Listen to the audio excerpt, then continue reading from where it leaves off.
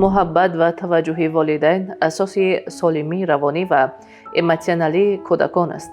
کودکی که در محیط پر از مهر و محبت پدر و مادر به وای میرسد، خود را با اعتماد و قدر شونده احساس می کند.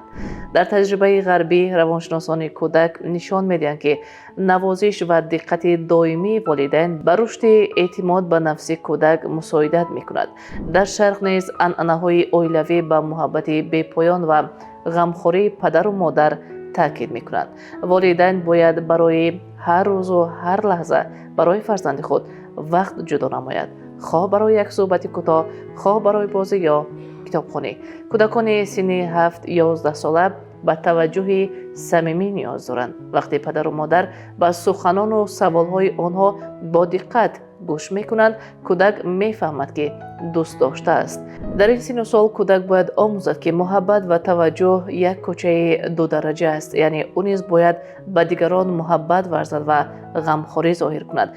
والدین با نمونه شخصی می توانند این را نشان دهند. با مهربانی سخن کردن، آغوش کردن، تحسین کردن دستاوردهای کودک نوابسته از خرد بودن آنها.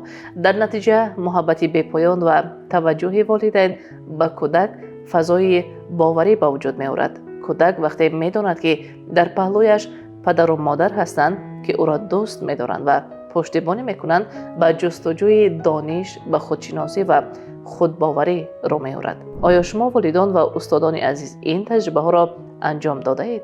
لطفاً نظر خود را در شرح به ما نویسید. لین دیوید، برای تمام عائله.